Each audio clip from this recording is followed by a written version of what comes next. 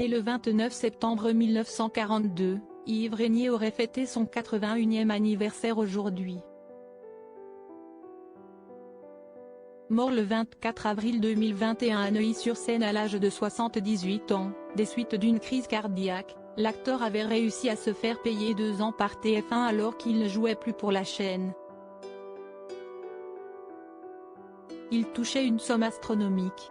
Incontournable commissaire Moulin sur TF1, Yves Régnier a incarné ce rôle de nombreuses années sur le petit écran avant l'arrêt de la série en 2006. Un arrêt brutal selon le comédien décédé en avril 2021, qui avait révélé aux journalistes de France Soir n'avoir jamais véritablement digéré cette décision prise par Takis Kandili, directeur des fictions de TF1.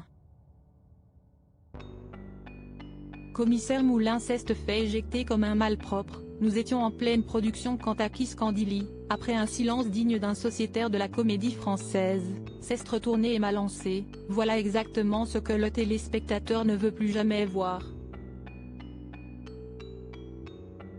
Commissaire Moulin était à l'antenne depuis 33 ans, je crois qu'il en avait plein le C.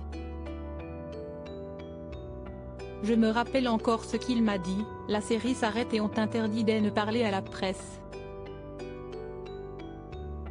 Je me suis tue parce que j'étais sous contrat avec TF1 pendant encore 2 ans.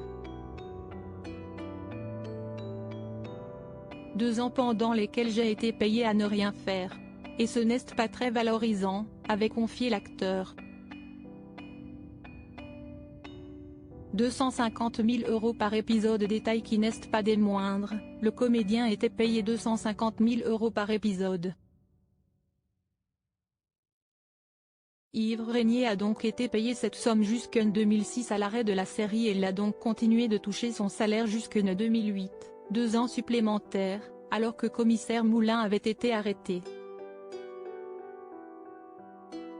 À la suite de cette série, Yves Régnier a également été aperçu dans l'épisode Romain Noir sur TF1 et s'était occupé d'une adaptation d'un livre pour France 2 où il jouait le rôle d'un médecin-chef à la prison de la Santé.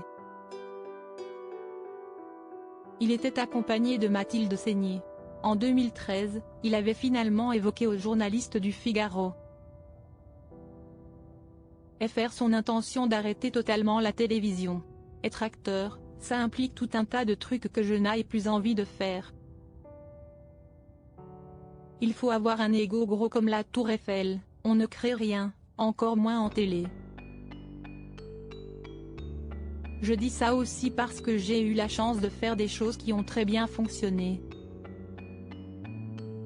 Mais, aujourd'hui, j'ai envie de créer, d'être le maître de ce que je fais, avait-il expliqué.